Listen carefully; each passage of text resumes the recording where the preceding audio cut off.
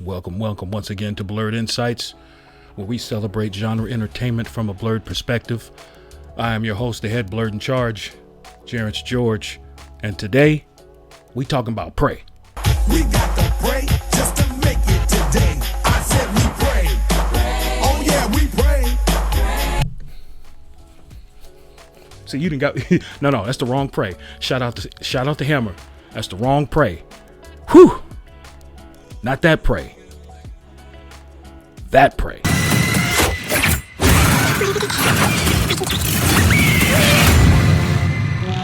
Yes. The 2022 straight to Hulu Predator prequel, directed by 10 Cloverfield Lane's Dan Trachtenberg, has dropped. Predator fans, all my Predator heads out there, let me hear you make some noise. You're one ugly motherfucker. Anytime. You're one ugly. You know what I'm saying? You guys get those Easter eggs I just dropped on you.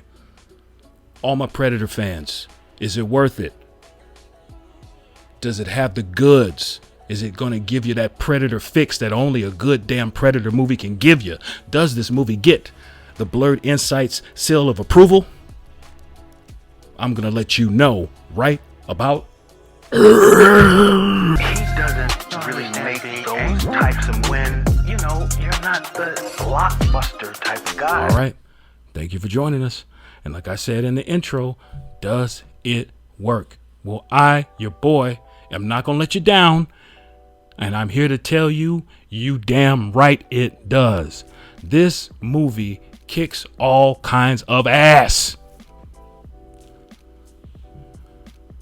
Definite Blurred Insights seal of approval right out of the gate. No question about it. Next to the first movie, this is probably my favorite Predator film. We're not counting the Alien versus Predator movies, even though it was real cool to see Sanaa Lathan get her chance to be the star of a vehicle. Just the movies, the script just didn't support her and didn't give her enough of what she needed to do her thing. But hell, bring Sanaa back. Make a good. I'm not knocking the makers of the other Alien versus Predator movies, but make a movie that works. And bring Sanaa back, and I'll be down. I'll be forgiving. We Predator and Alien fans are very forgiving because y'all be throwing any kind of shit at us sometimes and we just take it. And so that's why it's so refreshing to see a Predator movie that works, that is thrilling, that had me on the edge of my seat wondering what the hell was going to happen next. And that hasn't happened in a long time. Under the wrong hands, something like this material could be, at the very least, extremely offensive. It could be just downright mean or nasty in another sense. But fortunately, this movie was handled with a lot of care and a lot of respect, and it made the whole experience that much richer. I love the way Trachtenberg decided to structure this movie because unlike all the other Predator movies, this is the least of a team aspect. There are certain groups of people that end up going up against the Predator, but this is really like a solo person against the Predator movie. Usually Predator movies wait till they get to the end to get to that aspect, but this is all, the Predator come up against some other people, but it's really the main character, Naru, going up against the damn Predator. One thing I like that Dan Trachtenberg did in the approach to the structure of this film is he made it kind of like a fight movie. Like a Rocky movie. Like you think I'm being goofy until you actually see the movie and you see that it shows each side sort of preparing for the big showdown. Only in this instance, instead of a Rocky movie, they don't know that they're about to face each other for the big showdown. But they show both the sides. They show the Predator kind of learning, acclimating himself to whichever the most vicious animal is in his area. And so he's working his way up, getting ready, training for the big fight. They show the main character, Naru, Amber Midthunder, who has one of the coolest names of all time. Top 5 coolest names of all time. Amber Midthunder. You got it, girl.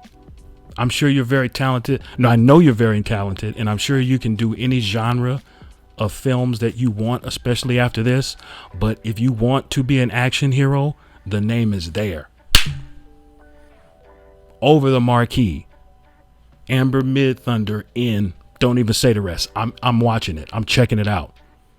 So anyway, it does a great job of showing Amber Midthunder preparing herself knowingly and unknowingly, and the Predator preparing itself, I guess you could say him, knowingly and unknowingly for the big showdown. And I just love that structure. And if it's one-on-one, you can kind of do that. It's harder to do with a group, so that's cool. One thing I really enjoyed that Dan Trachtenberg did with this film, and the way the characters are designed, where it's like every character is there to challenge Neru, Amber Midthunder's character. They're not so much there to tell her she can't do what she wants to do, but they're there to challenge how bad she wants it. And that's really on display with her brother, the character of her brother, who I feel like in a lesser written script would have been way more antagonistic. Like, get out of here. You can't do this. You don't belong. Stop. Go to your place. But his brother was like, no, you got some skills. You're capable, but can you? I know you want to do it, but can you do it? How bad do you want it? And I love how the movie was able to sort of ask that question in every of the characters that she came around in her village. Even her mother, who questions what she's doing, because basically her mother is there to let her know, hey, you need everything. You need to be a warrior, healer. You need to know the people. It's not just about being a great hunter. You got to be everything in order to be a complete person. And I like how they're challenging to her instead of just telling her no. They're saying, what's up? Bust a move. Now let's talk about the man of honor, the star of every Predator, the clicker himself. The Predator, baby. And the design for this Predator, hey, listen, you talking to a dude that was born in 1978. I'm always gonna be about practical effects. Grandpa G, Mr. Analog, get me a person in a rubber suit and have them sweat it out over CGI any day. Still to this day, the reason why Jurassic Park looks good is because they mix the CGI with the practical stuff. You gotta mix it. CGI ain't there yet, y'all. You can't do 100% CGI. It still is not there. It's something about putting a dude in a suit, especially with a monster movie. Put a dude in a suit, man, and it's scary.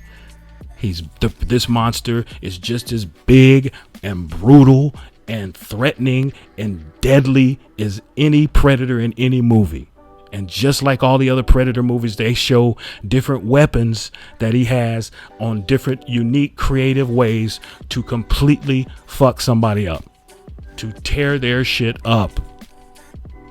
Oh, it's beautiful. Oh, amazing.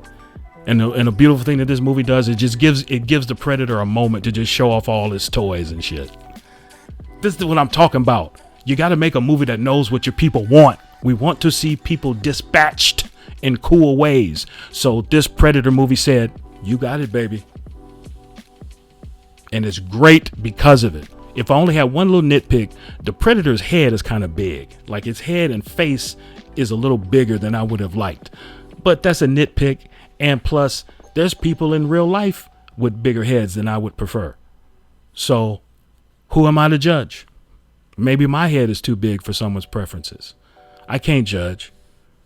But the Predator, all in all, looks great, sounds great, dispatches people greatly. I was on board.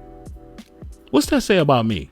Now, an action movie, no matter what genre, is only as good as its action. I don't care if historical action, medieval action, sci-fi action, contemporary action, Michael Bay action. The action has to work. And I'm here to tell you, folks, the action in this movie works. Dan Trachtenberg, if I'm thinking, he directed the playtest episode of the Black Mirror, and he directed, like I said, 10 Cloverfield Lane, which is more of a thriller. And if I'm thinking back, I'd have to go over his IMDb or his catalog to see if he's done a lot of action. I'll be willing to guess he hasn't, but he's got a knack for it. Every time, every move, every punch thrown, every slice, everything is clean and accounted for. He takes time for the action to linger. There's not a lot of cuts. There's people in the frame, so you know that there's doing it. Amber Midthunder looks great. Just the little action movie moments that he's able to nail. Her pushing herself off a tree and sliding and jumping and slicing and chopping. All of that is excellent. Okay, listen, all in all, if this is where it's going to be, if this is how we're going to get good genre entertainment straight through streaming apps who are releasing stuff exclusively on their platform to draw subscribers, hey, if this is how we're going to get good quality genre entertainment, so be it. You know, if this platform brings back this property and this platform brings back this property, yes, stuff's going to be kind of scattered around, but hey, would this stuff get made any other way?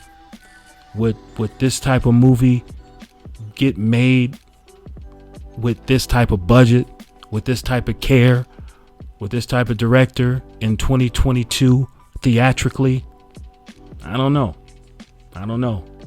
My money honestly is on no.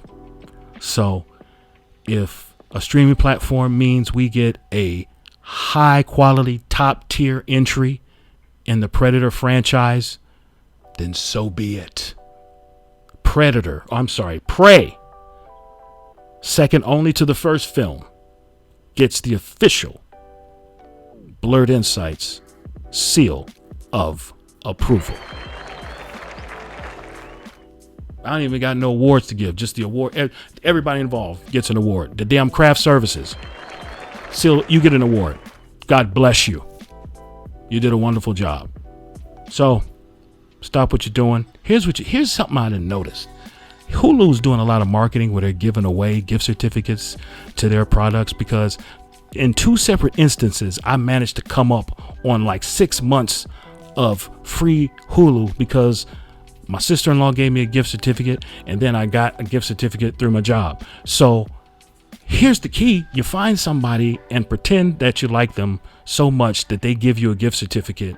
You watch Prey and all the other programming they got on Hulu. They got some good stuff. And then you ghost that person after you done watched everything you want to watch. Or stay friends with that person and continue the membership on your own after it expires. Either way depends on your level of character. But get you that membership, or just pay for the service and check it out, because it's worth it. At least to watch Prey, it's worth it. And like I said, some other stuff they got. But anyway, don't forget to like and subscribe so that you get notified for all the new episodes that we're going to be dropping and all the great content that we're going to be dropping on you. There's so much great genre stuff out there. Your boys got to put in overtime to report on it, to talk about it, to let you guys know if it's worth your time. So like, subscribe, and until next time, I'm your boy Jerence George, the head blurred in charge for Blurred Insights. We'll check you later.